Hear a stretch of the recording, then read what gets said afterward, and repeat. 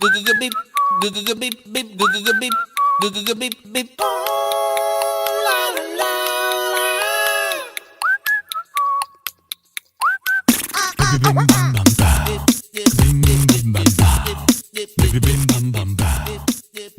Hi, so this is PBL Secret Sauce. Today we're going to be talking about how students can generate questions that can help guide the PBL journey so that it really isn't all coming from the teacher. Because remember, we're the guide, we're the facilitator, but they're the ones that are going to dictate the pathway to the goal. So the first step or the first stage that you are going to want to insert an opportunity for students to be able to ask questions is going to be directly after that entry-level event. The one that I talked about in my prior post, the entry-level event was an iMovie and an introduction to some other videos and articles that related to the concept of heroism. So from there, the kids started generating questions, and I actually created posters for each of my periods. Let me show you a little bit about what they generated. Now listen, you're about to be introduced to how horrible my penmanship is, and so I don't want anyone out there to laugh. That's kind of what I say to my kids. And I'm really sorry to my son who really, you got terrible cards in terms of the penmanship between your father and I and your grandfather and your aunt. You had no shot at good penmanship at all. But here's what period 3 did. Let me turn this around so you can see it.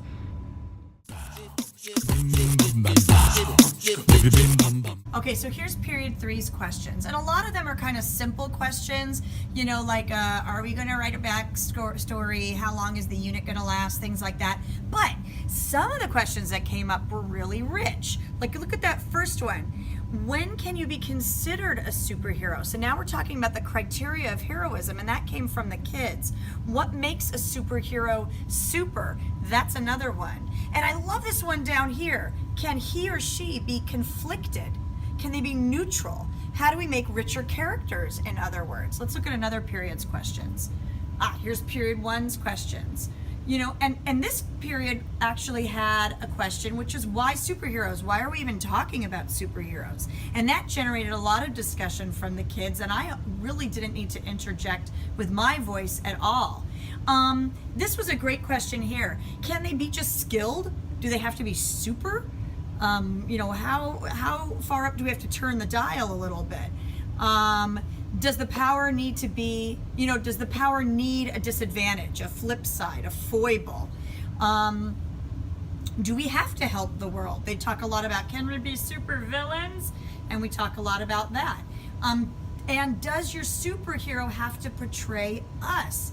There's another good one. Here, let's run over here. Here we go. We're going to see 2 more posters. There are my breakout boxes for Breakout EDU. I'm just kind of starting to tackle that. There's some other ones here from period 2. Are we writing a narrative just like the other 8th graders are? So now we're talking about issues of standards, right? How are we fitting in the standards? Well, we are going to be writing a narrative. As a matter of fact, it's just going to be an origin story. Whose point of view is that going to be in? And again, that's a Common Core standard, talking about perspectives and POV. So already the kids are bringing in issues that we're going to be covering, but I can now say the students started us on the journey, and there is our last one for period 4 as well. So anyway, there you go. We've got our questions already developed. There's other places along the way where we will be having students generate questions that will help propel further going along the journey through the PBL unit, and I will talk a little bit more about those in just a moment.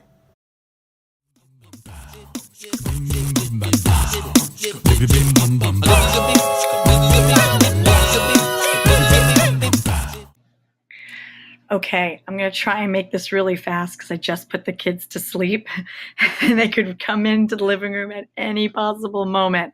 Okay, so to continue this conversation of possible places in your PBL unit where you can insert student-driven questions that help guide the journey of the unit. We spoke just a second ago in an earlier video in this piece that really talked about what you do right after that entry-level event. You just want to start to listen to that vomit of questions coming from the students immediately.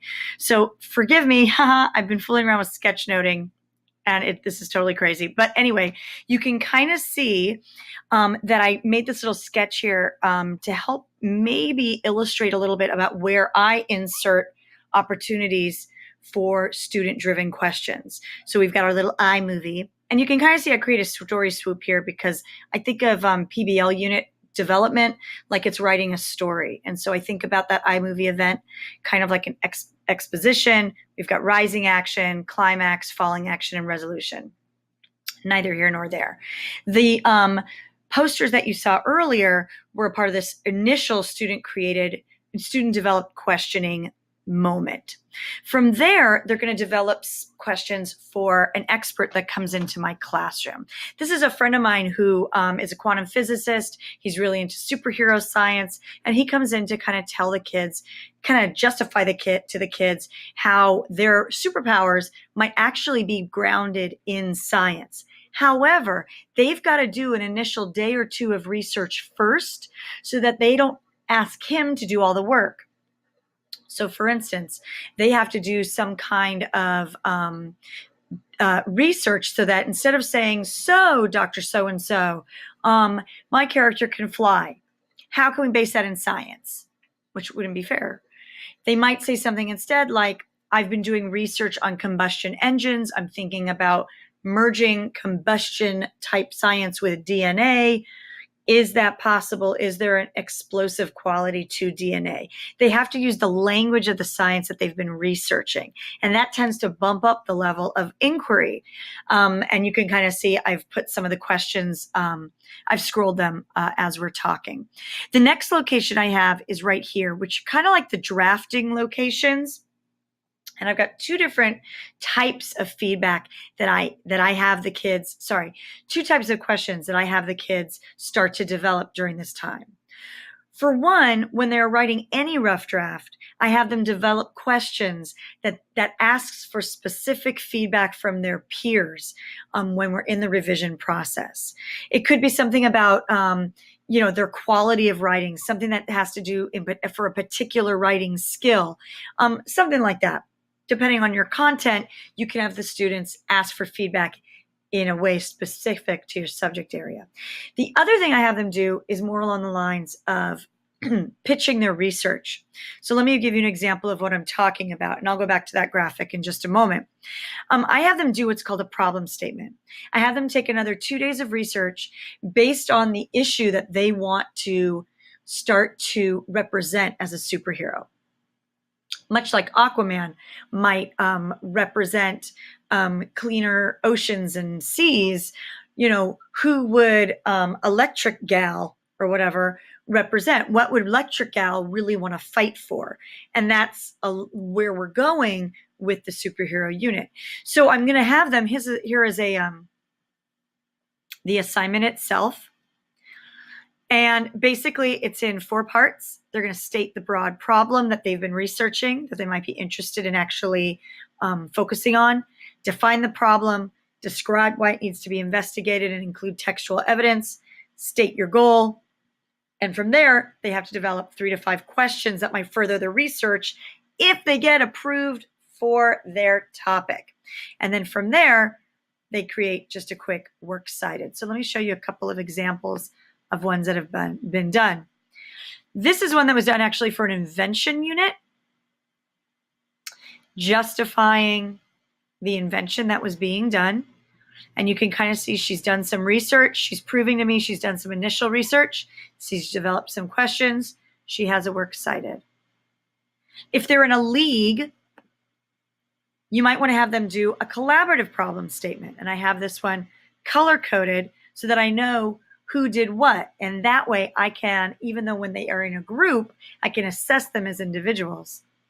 So everybody did a little bit of research, combined it into a problem statement,